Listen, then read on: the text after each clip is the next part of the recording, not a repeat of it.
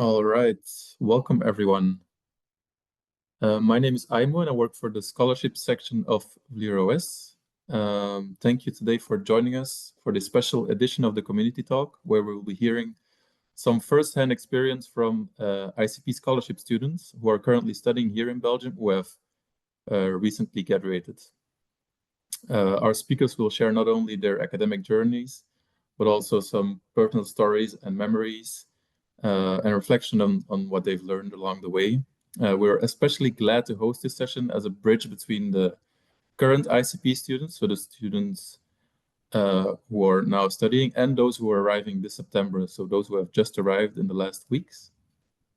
We are delighted to welcome three speakers today. We have Francine Benson from Zimbabwe, we have Rocel Tadina from the Philippines, and we have Christian Farfanianos from Bolivia. So each of them will share their story, and each presentation will be between 5 or 10 minutes, after which there will be space for questions. So we'll do the questions after all of the three presentations and do the three presentations immediately in a row. Before we begin, maybe a few practical notes. Please keep your microphones muted and cameras off if you're not a presenter. And I will ask you personally to unmute when it's time to ask questions. If you have questions, you can already type them in the chat. If they're addressed as a specific student presenting, please mention their name so we know. And also, yeah, we'll have around 30 minutes for questions. I think that's more enough time. So without further ado, let's get started. And I'll first hand the floor to Francesca.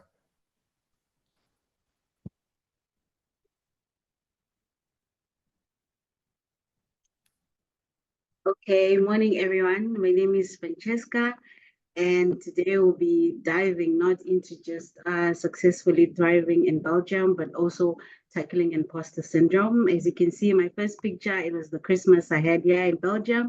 It was amazing, and Christmas plus chocolates makes it more amazing. Okay. I'm learning a master's in international and agro-environmental nematology at University of Ghent, and we also have an amazing Ghent museum that is one of our special spots, and a beautiful garden as well that helps you get along through the classes and enjoy the environment.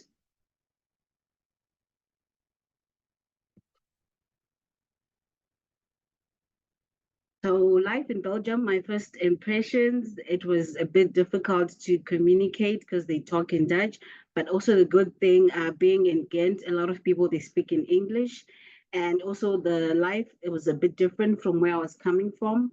It seemed a bit slow paced from where I was from, and also trying to understand the landscape. Another thing that surprised me a lot was the weather. As you can see, there was a rainbow, like 2 days prior, and the next thing there was snow. I was very happy to experience snow for the first time. It was very cold, and the movies, they lie to you, do not touch that snow, you freeze to death. And also the mode of transport is always a bicycle, and there are buses, and then there are trams, but a lot of people prefer the bicycle. Luckily for me, my campus and my hostel were close, so I didn't have to ride a bicycle. There's a slight delay on the moving to my next slide. Okay, and for the Belgian culture, it was very different from what I was used to, but I loved everything. I tried the fries, the waffles, and the chocolate. And the fries, they're Belgian fries, and they're lekker smaken, meaning they taste really good. And it was very different from my African background. But for now, I think the Belgian fries are the favorite. And I also tasted the waffles, and the homemade waffles are the best, better than the ones in the shop, in my own opinion. But also, it helped me to be open to trying new things and try to understand the culture so that the experience is more enjoyable for me.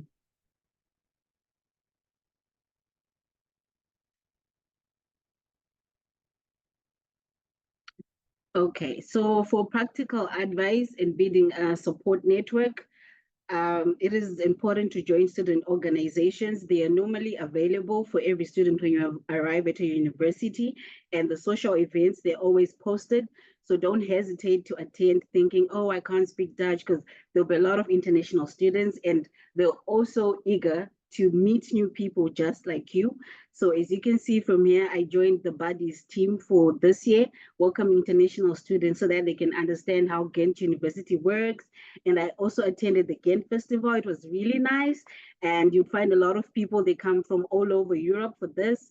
And a lot of people speak in English. So it was also nice. I also hosted a welcome dinner to like help the new students also feel at home, because it was something that was also introduced to me. So it's important not to be afraid to ask for help when you need it, because people are very ready to assist you at any point.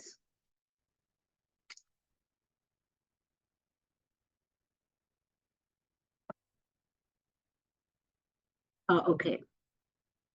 So on academic success, I would advise all of you to try to understand the expectations. It can be different from what we're used to, but believe me, they're very simple instructions. And if you ask for feedback and try to understand where you're lagging behind, everything will go smoothly for you, because everyone in the class is also in the same journey with you. They might not communicate it, but you're basically all the same most of the times. So also the university is there for you to assist you to get to acclimatize to how the education system runs. And they also give you information on how they test you, what they expect, and how they teach. So you are very sorted on that.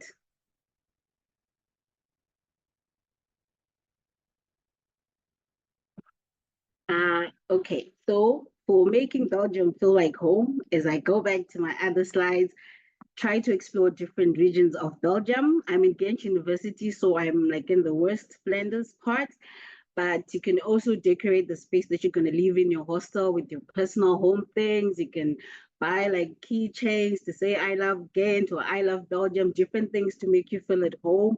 And you can also find a lot of favorite spots that will make you acclimatize better. For here, I went and visited the Theo chocolate shop. It's the largest Belgian chocolate shop in Ghent, and it was really nice. They made chocolates out of sheep. And also for beer here in Belgium, they like their beer to the extent that they put it in the chocolate.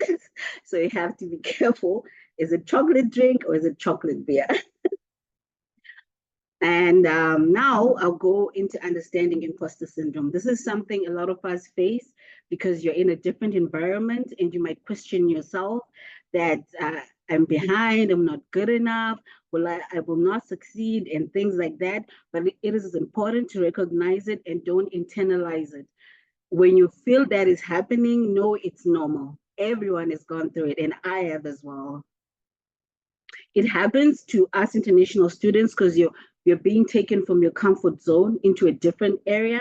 And sometimes you might find the way you talk to each other is different from what you're used to, but you should be open to trying to understand your classmates, the surroundings, your lecturers, because it will make it a bit more easier for you to acclimatize to the new environment. So to overcome this, you need to challenge the negative voices. You need to keep a journal. You need to connect with your peers, check with your classmates, or even seek feedback from your professors or the university, but mostly focus on the growth of yourself, moving from your country to this place you are now, and embrace the person you're becoming, because you will also change, but it's always for the positive. As you can see, I'm in the midst of my peers and everyone is smiling because we all conquered imposter syndrome. So I would like to say, remember to embrace the Belgian culture and build a strong support system, adapt to the academics slowly, try to understand it and nature it to how you would want to make your thoughts understood, because there is a lot of time for that. And people here, they understand that we are moving from a different place to a new country that you've never been to. And I would like to close the invitation. I'm able to connect with anyone who's ready to talk to me, and that you have to enjoy this journey. It's a wonderful journey and it's a wonderful experience, and it'll make you be the best version of yourself you might as well never thought of. But for me, as you can see, and also from the picture that I have, that was our Christmas party. We have our coordinators, our professors, and they're genuinely cheering on for our happiness and our success in our studies. Thank you. Thank you, Francesca. So if you have questions for her specifically, you can put them in the chat and I will discuss them after the other presentations. So the next person to present is Rocel. Can you present yourself and go on with the presentations? Hello, everyone. Good morning, good afternoon, wherever you are in the world right now. I see that we have some friends from the Philippines who attended this session. Well, yeah, so thank you, Francesca. Those are very good advices. But for me, I would like to share my journey in Belgium, and I would like to thank first the Villiers Institution for giving us the opportunity to share our experiences and hopefully inspire probably the future scholars or the new students or new scholars that are that just recently arrived here in Belgium. So these are actually my topics of discussion. I hope you stay with me until the end. It's quite a lot, I know. But let's start first with me. Again, I am from the Philippines. Before coming to Belgium, I am a licensed civil engineer. I am still is a licensed civil engineer. But before coming to Belgium and applying for the scholarship, I was a civil design engineer working as my full-time job. And on top of that, I am also teaching some civil engineering graduates all over the Philippines as my part-time job. And so the question that most of you could have thought of, when did I decide to apply for a scholarship to study abroad? This may be not applicable for the new scholars, but for the future scholars, it's a long story, but to make it short, Villiers is a scholarship that I've known since I was in college. And back then, I thought myself and told myself that I would apply for a master's and I wanted to be in Europe. And so I really targeted this scholarship. And fast forward, after 4 to 5 years of work experience, I noticed that I've been stagnant with my career. And so I wanted career growth, and to elevate my career. And so that's when I decided to apply for the Villiers Scholarship. And fortunately, I got accepted. And congratulations to everyone who have been accepted as well. And with that, I set some goals to myself that I should learn, I should adapt, I should connect, I should enjoy and travel and grow personally and professionally. And of course, at the end of my master's, I should be able to give back, to contribute to my community. And I think this particular session, hopefully, is one of it, giving back, sharing my experiences. Like what Francesca said, I had the similar first impressions of Belgium just upon arrival in the airport itself. The Philippines airport has a very different setup as compared to the Brussels airport. The Brussels airport is more orderly and quiet, and it's more organized. I mean, Belgium in particular is very quiet as compared to the Philippines. And they had efficient public transport. I think for the people who have already arrived in Belgium, you already see how efficient the public transport is. And the trains, trams, buses are well connected.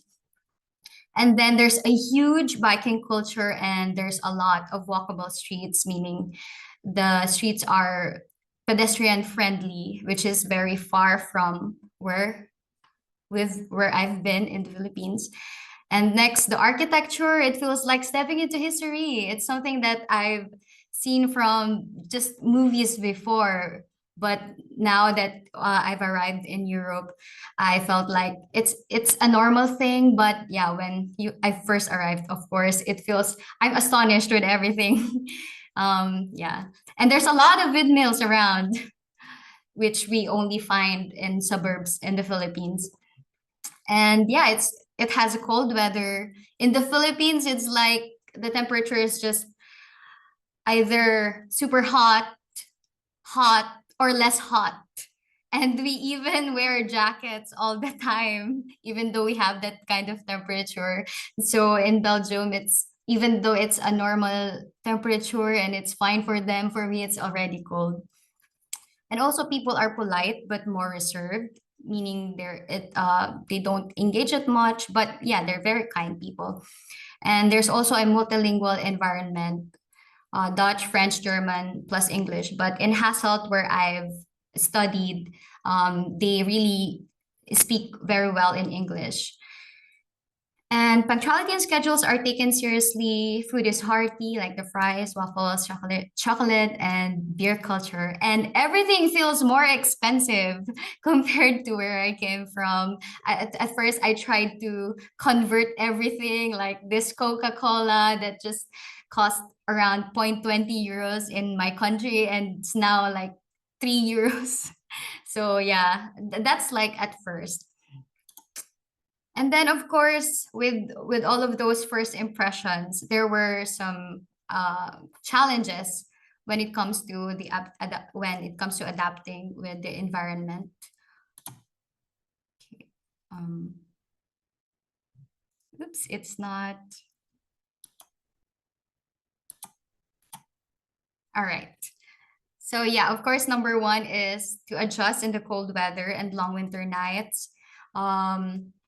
And then next is different social culture. It's less warm, less close-knit than in PH, because in the Philippines, we're more very friendly. When you go out, you can just meet anyone. But in Hasselt, they're more like reserved. It's not, I didn't mean, it doesn't mean that they will not greet you back when you greet them back, but it's sometimes they just don't like greet you as normally as we do in the Philippines. And then yeah, language barrier is one of the adaptation challenges. Cost of living, budgeting, and getting used to do things independently. And of course, I miss the Filipino food, family, and community support.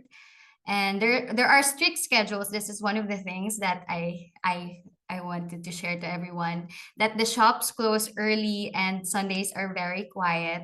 In the Philippines, when you're hungry and you just want to go eat outside, there are a lot of restaurants open. But in Belgium, shops really close really early. Like 6 p.m., the groceries or the supermarkets will close already. So you don't, and also the restaurants close at 6 p.m. most of the time until 8 or 10, but that's like the max.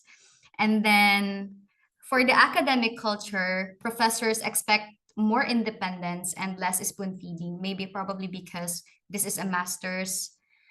That's why it has more independence. And then, yeah, paperwork and bureaucracy and coping with homesickness, especially during holidays. Now, moving on to the journeys and perspectives in academic and cultural and social aspects. So let's start first with the academic journey. So this one, most of you already know this. Choosing the program, it's you can actually look it up and over the internet, but this is a QR code that help for those who are not yet a scholar and are interested in applying. So yeah, you can just Google it. And then every information about the scholarship is indicated there. You can find it there. And then I've also had I didn't had an bad experience when it comes to adjusting to the academic system, because there's a strong academic support from the Villiers administration alone and the coordinators of the university. And yeah, there's a big community of scholars where you can just ask around, and there's also some annual feedback sessions.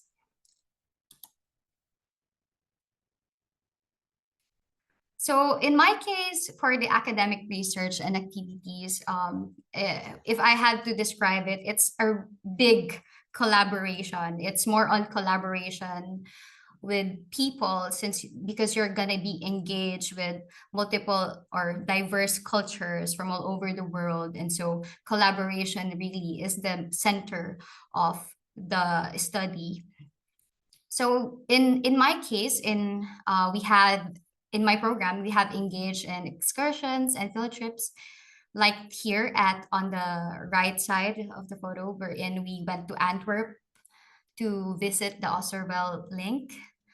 And we have conducted activities outside the university and collaborated directly with the Hasselt city government, like on this photo that you can see here and on the lower left. And we have also engaged in hands-on research projects in our courses, and also in my master's thesis. It focuses on the real world project.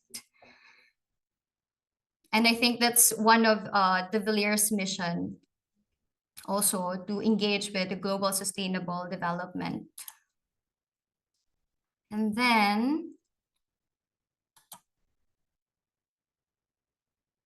I've also experienced in my program to serve my home country during my span of master's journey, wherein we're required by the Villiers Scholarship to go back to my home country through an internship.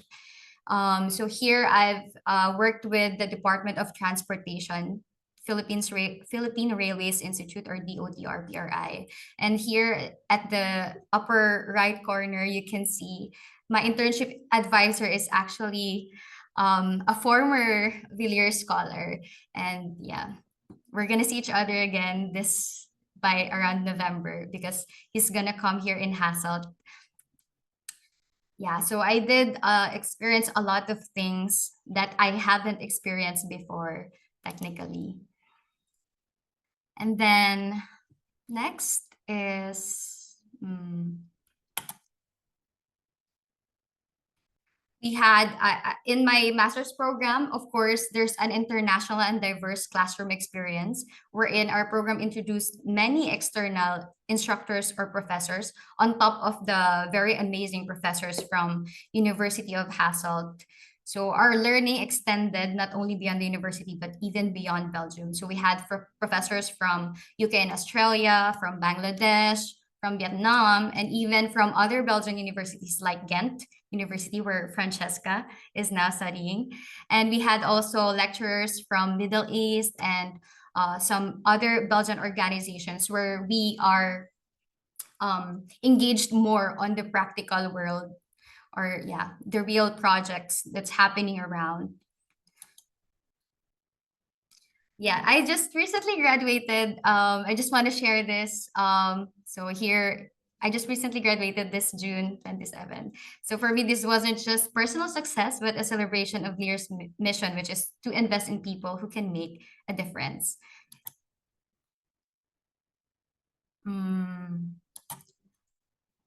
Okay, moving on to the social and cultural aspect. Yeah, number one is I have met international students from diverse cultures and backgrounds and built friendships and connections across different countries. So here are some of the photos that I would like to share. So here are my international friends, and on the upper right are my Asian friends from Vietnam, Indonesia, and from the Philippines also. And for the new scholars, there are Villiers annual gatherings and year-end parties, wherein we will be associated with other Villiers scholars from different universities. So these photos were taken from 2023. And then there's also a lot of university activities. I don't know from the university you are in, but in Hasselt alone, there's a lot. And yeah, I've also discovered that Belgian people are very active, wherein there's a lot of running, walking, biking events. And yeah, I've learned to be active as well. And then, yeah, of course, I have learned Belgian and European customs and traditions, like normally eating Belgian waffle. Before I don't drink Belgian beers, but now I've learned to drink, but not so much. But yeah, Belgian beers are really good. You should try it. And during summer, it's very normal to have barbecue, and I hope you enjoy. I mean, somehow during your journey here in Belgium, you also try to engage with this colorful festivals, kermis, Christmas markets, and there's also a lot of like free trips, and I hope you like engage with those. Or sometimes it costs 10 euros, but yeah, I mean, you can pay for it. It's not that much. And then, so this is one of the highlights of my journey actually, is that during my 2 years of masters, I have traveled to many places already, which at first I didn't realize that it's already a lot. But while I was doing this presentation, it's a lot already. So yeah, I've been to Finland, yeah, somewhere close to Belgium, I think. But yeah, it's something that you can do also. That's what I'm trying. That's what I'm trying to say. It's something that you can do while you're studying, and you will still end up okay. And I experienced 4 distinct seasons for the first time, which is not common in the Philippines. In ours, it's just rainy season and dry season. But here, there's snow, autumn, fall. I feel like I'm in a movie. Oh, some favorite photos of mine, but I can just skip that. Reflections on self. Well, number one, I've grown academically and professionally. I've gained cultural awareness and friendships, and became more independent. And I have broadened my worldview through travel and new experiences. So I hope you experience the same too. And when it comes to my home country, yeah, there are some things that can be improved, like the public transportation's reliability and efficiency. As a transpo person, yeah, this is one of the highlights, and also the safer streets and better urban planning for pedestrians. And some things that I've also appreciated while being here in Belgium about the affordability of some items, the variety of food options, and the resiliency and creativity of the Filipinos. And finally, some life lessons. Number one, I would say high courage and motivation will pave the way. So if you're not motivated to do some things, I don't think you will get there. So that's really number one. Number two is to step out of your comfort zone and embrace new experiences. So try to check, or always ask yourself, what's your reason? What's your goal? Why you came here? What's your goal in the world? And then, yeah. And then third is never stop exploring, learning, and growing. And lastly, be part of the change and make a positive impact in our community. And ask yourself how to do that.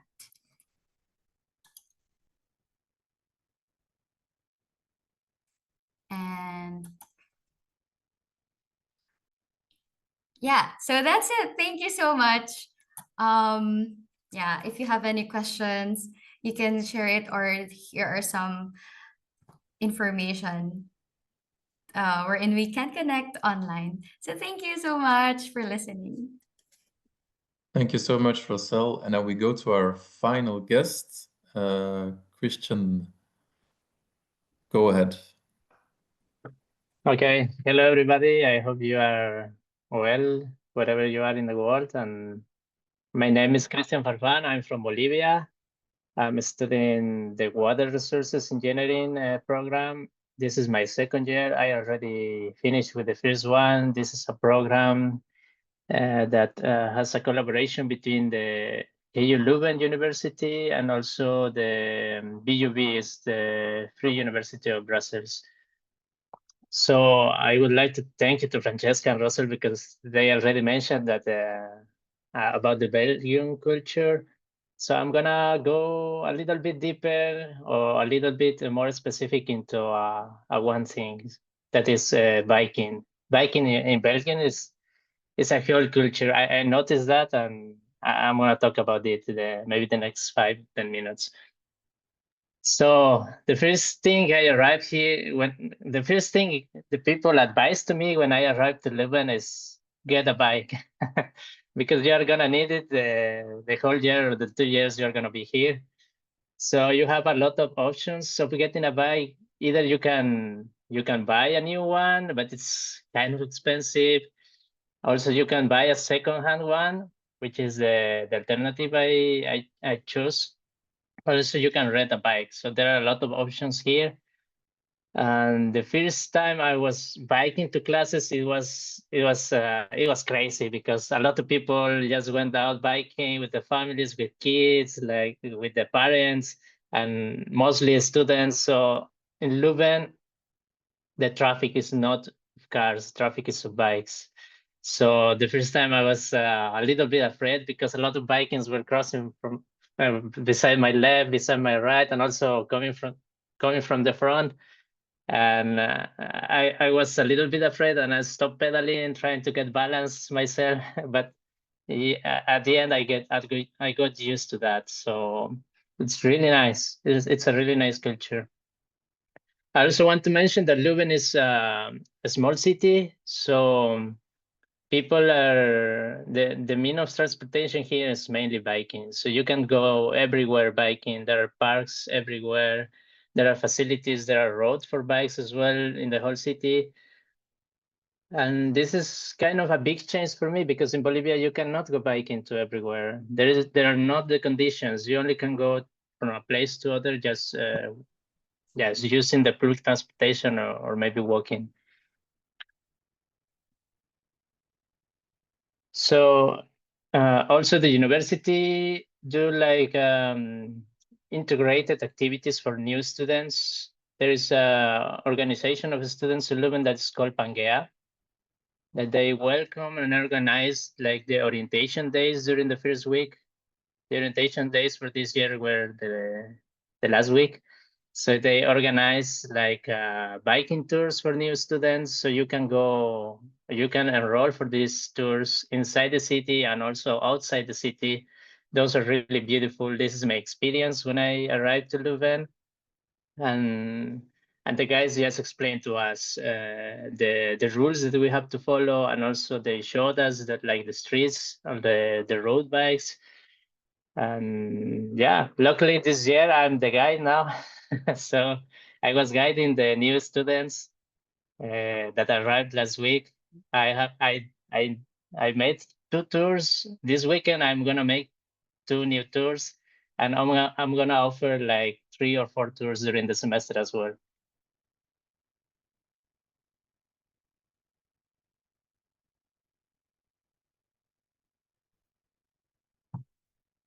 Okay, so this is one of the facilities that you have when you are biking. You have biking parks everywhere. This is a photo of my bike just in the biking park at the train station. That is a huge station. There are like 3,000 bikes there, so you need to remember where you put your bike, otherwise you're gonna lose it. No, you're not gonna lose it, but it's gonna take a while till you find your bike. Once I forgot, so I was looking for my bike for 15 or 20 minutes. So it's a really nice experience as well. And also there are biking parks on the streets. So as I told you, you can go everywhere. You just can go and bike and park your bike and then start walking, go to the supermarket, do groceries, just go and chill with your friends. And yeah, you can park your bike almost everywhere.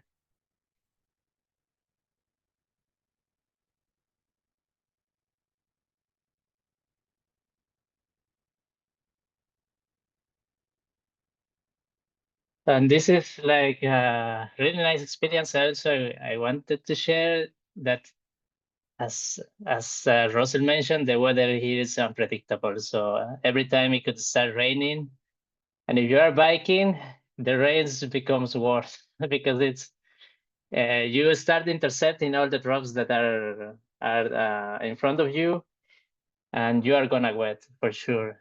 This is crazy because I was struggling a lot with my first rain, while other people that are used to that were chilling, just get used to that using raincoats. But this was really nice experience as well. At the end, I arrived to my floor. I was all wet, and I looked to my friends, and they told me, "Okay, this is your first rain while biking, right?" And I said, "Yeah, yeah, this is my first experience."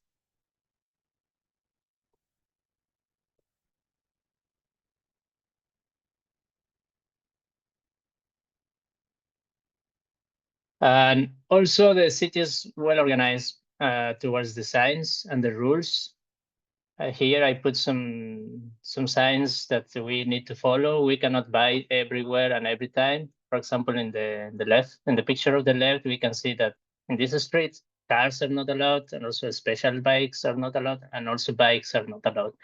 So during this time, when you see that the light is red, you cannot go biking. But from time to time, the light changes into green, so you can start biking using the special bikes or even going through car. So I think that this is important. If you want to start biking inside the city, you need to understand the signs. Otherwise, you're going to get a fine. The fine is not that cheap. So yeah. And the second picture is like a street. It's a pedestrian streets. And it says that the most important thing is at the bottom that it says that you can go biking from 6:30 p.m. till 11 a.m. Otherwise, you need to just to take off your bike and start walking with your bike. On the last one, it says that it's one direction for cars, but the bottom of the sign in the middle, it says that for bikes and special bikes, it has the two directions. So you can go forward and you can go back as well. And I think that's it. So I wanted to share this experience. I really enjoyed this biking culture that they have in Belgium, and I'm taking advantage a lot of it. So at the beginning, I was just biking maybe for 10 minutes, just going to classes, 15 minutes. But then I started to do like long trips to other cities, not too far, but maybe 1 hour, 2 hours biking. And I really had a great time with my bike. So thank you so much. Thank you so much, Christian, for your presentation. To our audience, if you have questions, please post them in the chat. We have a few already. First, we have a question from Gerald. He asks, how different is the teaching and learning style in Belgium compared to your home country? Is one of our three speakers willing to answer this one? So related to the differences in teaching and learning style. I can go first. For me, the teaching and learning style is more interactive, and they mostly focus on how you're understanding the concept. And it's different from what I was used to in Africa, whereby you need to know a lot of content to put a lot of words and trying to like memorize everything the teacher would have taught you. Here it's more of, have you understood the concept? Do you know how to apply it when you're in a different situation? And I feel it's a more positive way of learning because you're able to also assess yourself and see how good you are and even how much better you can be, you can become. Actually, on my case, and when you compare the Philippines and Belgium, I would say the Belgium would rather be more challenging because probably because this is a master's already, so the professors expect you to do more, like for example, if it's not enough that you rely on the lectures alone, you can do better if you have to read more, do more on the lectures, try to decipher things on your own. And I think it's a better way to also realize that you're capable of doing more rather than what's presented to you. And so I'd say it's a more challenging version. I mean, when you compare it to the what we have in the Philippines, but probably it's because of the degree also.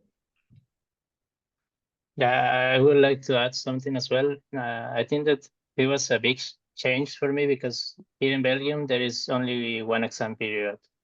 So you have all the courses during 3 or 4 months. And then during 1 month, you have all your exams for all the courses.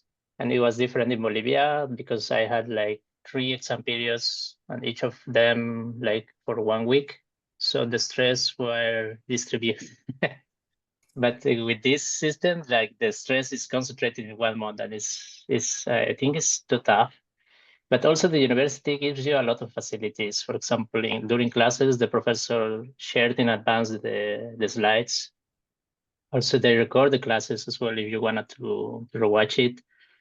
And also the libraries here are mostly open all the day. So they open till midnight, so you can go to the library just to get this studying environment. And yeah, it has been a big change for me.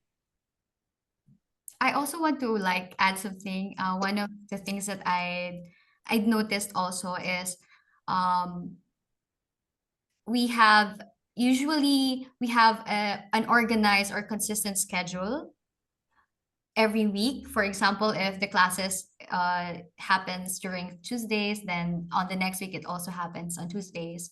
But in the master's program that I had, which is the Masters of Transportation Sciences, the schedule changes every week, and so sometimes it's really hard to.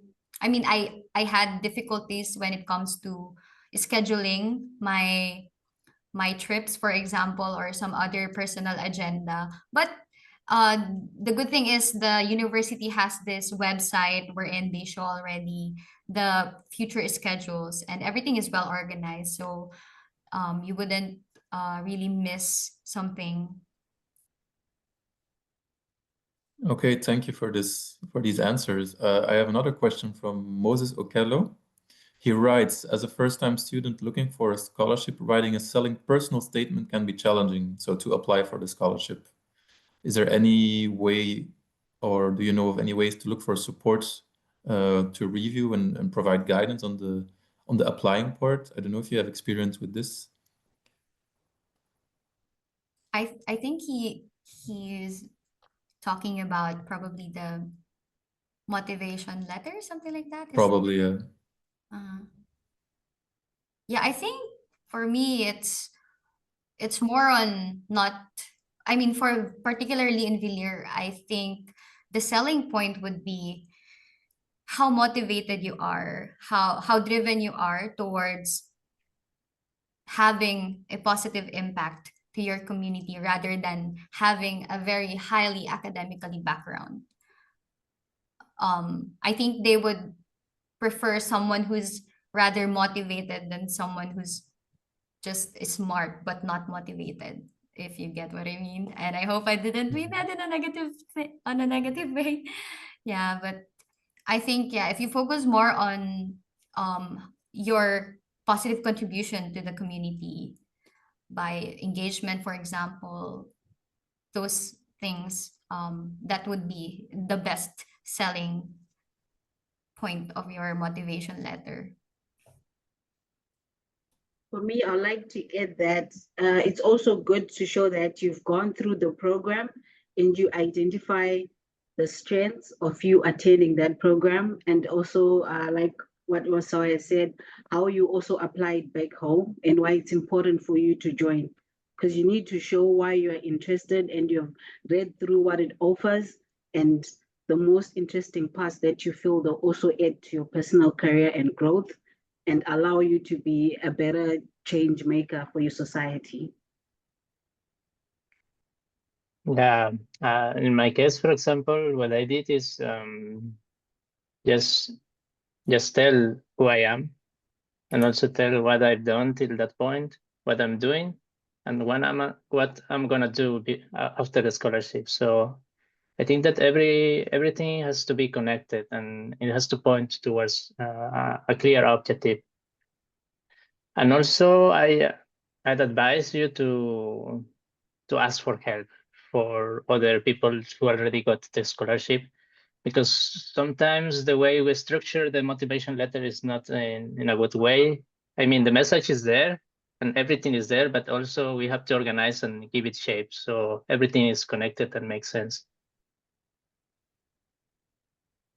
Yes, that makes sense. I have another question from Gerald, namely, how did you first find out about the scholarship? I'm also interested in this. How did you find out about the scholarship? Rocel? Oh, Or well, I think anyone? I mentioned it earlier during my presentation. I found out about this scholarship back when I was in college, so probably 7 years ago. Yeah, yeah, roughly 8 years ago. It's because of my former instructors. They were also scholars. Yeah, I've known it during college because of them. And Francesca? For me, I found out about the scholarship when I was just browsing on the internet because I'm more of community development orientated. So I first came across the community talks. I found them very interesting. And then I just followed up to receive the newsletters. So that's when I saw the scholarship and I also applied. Yeah. Okay. Yeah, for me, it was a friend I had that got the scholarship before me, and he was studying the same program as me. So I noticed that he went to Belgium, and then I started asking some questions. What is it about? What's the scholarship? And then I go deeper into it on the website. Okay. I have a question from Anne Yeri specifically for Rocel. Namely, what are your plans after graduating? Because you're the one who's graduating now. Yeah. Well, If you want to go into it. well, first of all, I think I will still have to enjoy the vacation time before looking for a job. But PhD is one of the options, of course. But it's more on I wanted to check where I can elevate my career after the masters. It's not like I'm just gonna finish this and then nothing happens, right? So I have to evaluate where I can, apply what I have learned and see. Yeah, this question is very hard for someone that's looking for a job. But yeah, PhD is of course one of the options. Thank you for your question. Okay, we have another question from Roy. He's inquiring about the accommodation where you stayed. Did you all stay in accommodation provided by the host university? And also, how was this experience, this accommodation? For me, accommodation, luckily the coordination team for my masters, they assist you through the whole process. They told me the deadlines on when to apply for a place to stay for the university residents. So I think it made it a bit easier because they are literally there with me from the beginning when I'm accepted till when I arrive in Belgium. So I wouldn't know for others, but I think if you come to UGent, you do nematology, there's always someone that's going to help you get through the process with ease.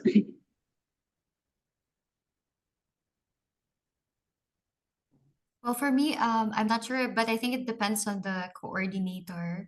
What I've heard from my friends is that they were organized. There are the administration organized it for them.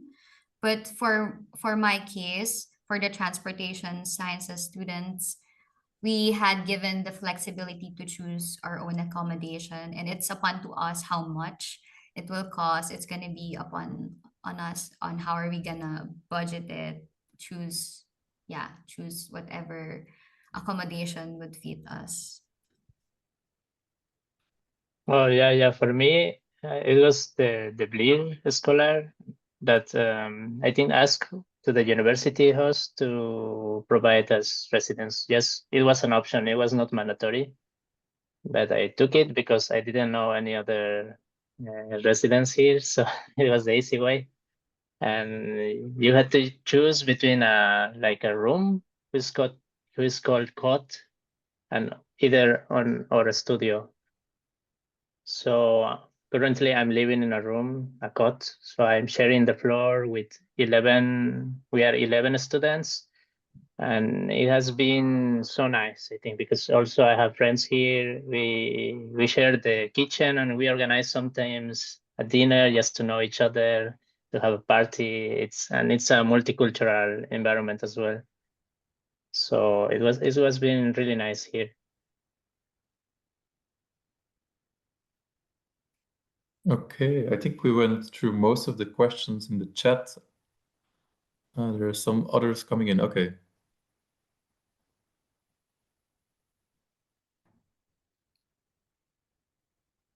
We have a question from Nicolas asking, did you feel this experience changed the way you look at the world in general? Do you feel like the Belgians or the people from around the world that you met here see global issues differently than the people in your country? How did you involve in that matter? A very broad question, but maybe also very interesting. Any thoughts? From my experience, I think I've grown a lot from the small bubble I was in being in Zimbabwe. I've learned a lot more about my character, and also as I interact with more Belgian people, I find that if you have a warm and happy energy, they receive it and then they give it back to you. Like if you can see from my presentations, these were people I was meeting in the shops, talking to them, and they were agreeing to take pictures and a lot of adaptations. So I think I've changed a lot in a very more positive, with a good trajectory way than how I was when I came. Yeah, I'm agreeing to that. I mean, before, if your perspective is just limited on what you see in your own country, of course, when you're able to experience, especially a first world country, not a third world country like the Philippines, your perspective in life would really expand, and you will see the world on a wider perspective. And to answer this, how to answer your question about, do you feel like the Belgians or the people from around the world that you met here see global issues differently than the people in your country? To be honest, we see the same. Like for example, an issue about corruptions, it's the same but on a different level of intensity.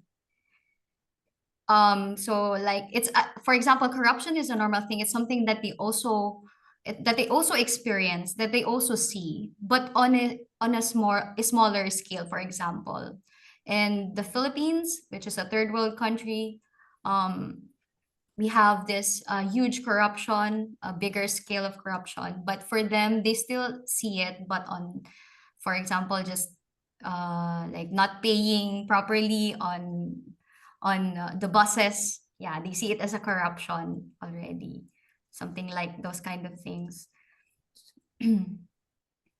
Okay, yeah, I agree. I think that being here has impacted my life greatly, because it was like I was using a blindfold before coming here, and then meeting people from other countries, other continents. You realize that you are different. You have differences, but also that you have a lot in common.